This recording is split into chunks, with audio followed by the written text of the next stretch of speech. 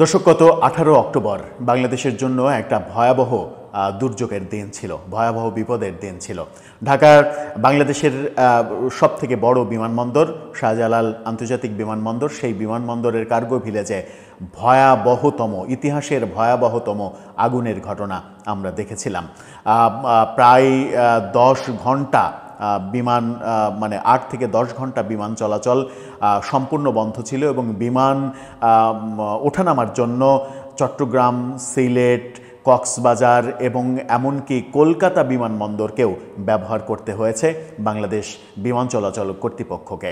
সেই ভয়াবহ আগুনের পরে চতুর্দিক থেকে রব উঠেছিল যে এই আগুন আওয়ামী লীগের পরিকল্পিত সন্ত্রাস, আওয়ামী লীগ দেশটাকে পুড়িয়ে ফেলতে চায়, দেশটাকে ম্যাসাকার করতে চায়, আওয়ামী সন্ত্রাসীদের এটা কার্যকলাপ, এরকম অভিযোগ করা হচ্ছিল বিভিন্ন রাজনৈতিক দল থেকে।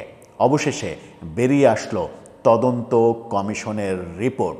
সেই রিপোর্টে কি বলা হলো, যারা অভিযোগ করেছিলেন আওয়ামী লীগ এই কাজটা করেছে, তাদের অভিযোগ কতটা প্রতিষ্ঠিত হলো, চলুন একটু দেখে নিই এই ভিডিওতে। থাকবেন পলিটিক্স টিভির নিয়মিত আয়োজনে।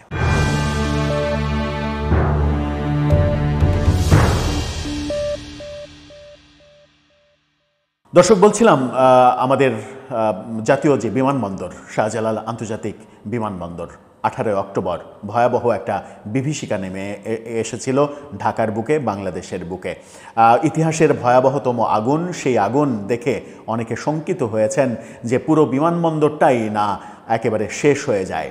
কিন্তু সৃষ্টিকর্তার মানে অসীম যে ক্ষমতা, সেই ক্ষমতা বলেই হয়তো আমরা বেঁচে গেছি অল্পের জন্য। যদিও হাজার হাজার কোটি টাকার ক্ষতি হয়েছে, তারপরেও বিমানবন্দরের মূল কার্যক্রম পুড়ে যায়নি, এটাই সবথেকে বড় স্বস্তির খবর। কিন্তু সেই বিমানবন্দরে আগুনকে নিয়ে নানা দিক থেকে নানা অভিযোগ উঠেছিল। এনসিপি নেতা সার্জিস আলম বলেছিলেন এটা আওয়ামী ফ্যাসিস্টদের ষড়যন্ত্র, আওয়ামী ফ্যাসিস্টদের কর্মকাণ্ড, আওয়ামী ফ্যাসিস্টরা এই বিমানবন্দরে আগুন লাগিয়েছে, তাদেরকে এখনই ধরতে হবে, প্রতিরোধ করতে হবে। বিএনপি সহ বিভিন্ন দলের বিভিন্ন নেতা, সবাই না, দলীয় অবস্থান থেকে না, বিভিন্ন নেতা এ ধরনের কথা অভিযোগ করেছিলেন যে এটা আওয়ামী লীগের কর্মকাণ্ড। তার আগে আমরা দেখেছিলাম যে মিরপুরে একটা কারখানায় আগুন, তারপরে কক্সবাজারে আগুন, এই পাশাপাশি বেশ কয়েকটা আগুন আমরা দেখেছিলাম। সেই চট্টগ্রামে আগুন, এই কয়েকটা আগুনের প্রেক্ষাপটেই বলা হচ্ছিল যে এই সমস্ত আগুন পরিকল্পিত এবং সমস্ত কর্মকাণ্ডই আওয়ামী লীগের করা। কিন্তু তদন্ত কমিটির রিপোর্টে উঠে আসলো ভিন্ন চিত্র এবং সরকারের পক্ষ থেকে সেটা আনুষ্ঠানিকভাবে জানানো হলো। কি বলছে গণমাধ্যম?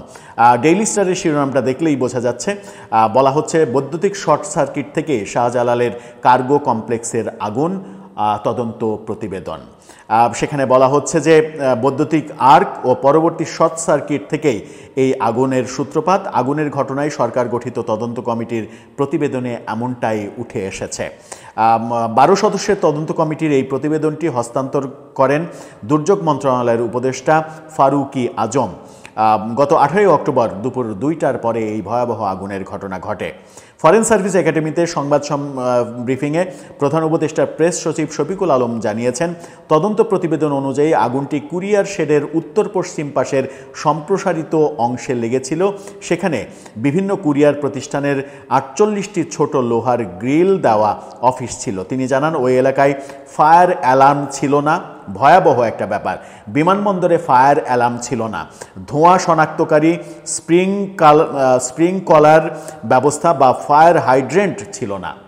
একটা বিমানবন্দর, চিন্তা করেন যে ফায়ার অ্যালার্ট ছিল না, ধোঁয়া শনাক্তকারী যন্ত্র ছিল না, স্প্রিংকলার ব্যবস্থা ছিল না, ফায়ার হাইড্রেন্ট ছিল না, কোনো কিছুই ছিল না।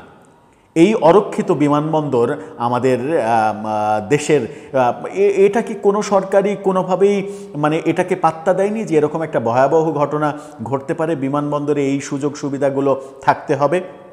সেখানে বলা হয় যে এখানে পলিথিনে মোড়ানো কাপড়ের রোল, কেমিক্যাল, কম্প্রেসড পারফিউম ও বডি স্প্রে, বোতল, ইলেকট্রনিক সামগ্রী, ব্যাটারি ও ওষুধ তৈরির কাঁচামাল, সুরক্ষা ব্যবস্থা ছাড়া অনেক কিছুই ছিল।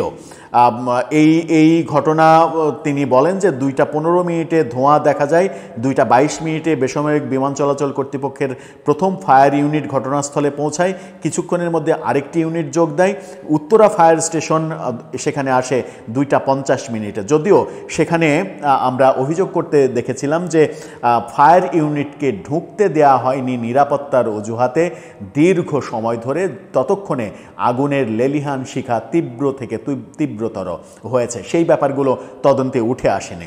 আলোচনা বড় করতে চাই না, আলোচনার মুখ্য পয়েন্টটা হচ্ছে যে সকল রাজনৈতিক নেতারা একেবারে খুবই স্ট্রংলি অভিযোগ করলেন যে এই আগুন আওয়ামী ফ্যাসিস্টের পরিকল্পনা, আওয়ামী লীগ এই আগুন লাগিয়েছে, এগুলো তাদের নাশকতার একটা মানে পরিকল্পনার অংশ, তারা এরকম নাশকতা আরও করতে পারে, এই ব্যাপারগুলো, এই বয়ানগুলো আমরা রাজনৈতিক দলের নেতাদের কাছ থেকে শুনেছি, বিশেষ করে এনসিপি নেতাদের কাছে, সার্জিস আলম সহ অনেকের কাছ থেকে আমরা শুনেছি, বিএনপির অনেক নেতাও এই কথা বলার চেষ্টা করেছেন। এই যে মানে কোনো ঘটনা ঘটার পরে তার আগা মাথা গোড়া কোনো কিছু না জেনেই হুট করে বাংলাদেশের রাজনীতিতে এই যে কালচার, হুট করেই মন্তব্য করে দেয়া, হুট করেই প্রতিপক্ষের উপরে দোষ চাপানো, এই কালচারটা কিন্তু নতুন না, এই কালচারটা রাজনীতির পুরনো বন্দোবস্ত। অথচ আমরা রাজনীতিতে নতুন বন্দোবস্তের স্বপ্ন দেখাচ্ছি, নতুন বন্দোবস্তের স্বপ্ন যারা দেখাচ্ছি তারাই পুরনো বন্দোবস্তের সমস্ত কার্যক্রম অনুসরণ করছে। আমরা এর আগে দেখেছি রানা প্লাজা যখন ধসে পড়ে সাভারে, সেই রানা প্লাজা ধসে পড়ার মানে সময় তৎকালীন স্বরাষ্ট্রমন্ত্রী মহিউদ্দিন আলমগীর, তিনি সম্ভবত স্বরাষ্ট্রমন্ত্রী ছিলেন সেই সময়, তিনি মন্তব্য করেছিলেন যে এটা বিরোধী দল যে আন্দোলন করছে, তখন বিরোধী দলের আন্দোলন ছিল, বিরোধী দলের আন্দোলন করছে, তারা হয়তো সবাই এসে জোরে করে ধাক্কা দিয়েছে, এজন্য পড়ে গেছে। এই যে কালচার বাংলাদেশে, এই কালচার থেকে আমরা কোনোভাবেই বের হতে পারছি না, এবং আমাদেরকে স্বপ্ন দেখাচ্ছে যারা যে পুরনো বন্দোবস্ত থেকে, পুরনো কালচার থেকে আমরা বের হব, আমাদের বের হতে হবে, আমরা নতুন রাজনীতি করব, নতুন বন্দোবস্ত করব, কিন্তু নতুন কোনো কিছুই দেখছি না, সবই পুরনো মানে নতুন বোতলে পুরনো মদ আমরা দেখছি। ওই একই মদ, শুধুমাত্র বোতলটা চেঞ্জ হয়েছে, বোতল মানে হচ্ছে শুধুমাত্র নেতার জায়গাটা চেঞ্জ হয়েছে কিংবা নেতার নামটা চেঞ্জ হয়েছে, প্রেসক্রিপশন একই আছে।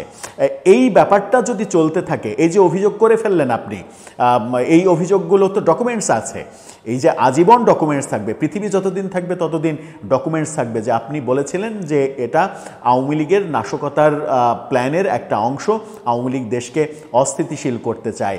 এই যে হুট করে আগুন ধরার সাথে সাথে বলে দিলেন, আজকে প্রায় 1.5 মাস পরে এসে আমরা 1.5 মাস পরে মানে হচ্ছে 1 মাসের সামান্য একটু বেশি পরে এসে আমরা জানলাম যে তদন্ত কমিশন, সরকারের গঠিত তদন্ত কমিশন বলছে যে এটার পেছনে কোনো ধরনের কোনো নাশকতা নেই, এবং সরকার থেকে স্বীকার করা হচ্ছে যে এটা কোনো নাশকতার থেকে আসেনি, এটা বৈদ্যুতিক শর্ট সার্কিট থেকে আগুন লেগেছে।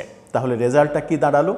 রেজাল্টটা দাঁড়ালো হচ্ছে আমরা কাজের চাইতে কথা বেশি বলি এবং পারলে সুযোগ সুবিধা মতো অন্যের ঘাড়ে দোষ চাপিয়ে নিজের স্বার্থ হাসিলের চেষ্টা করি। দর্শক, আপনার ভাবনা কি জানিয়ে লিখতে পারেন আমাদের কমেন্ট বক্সে।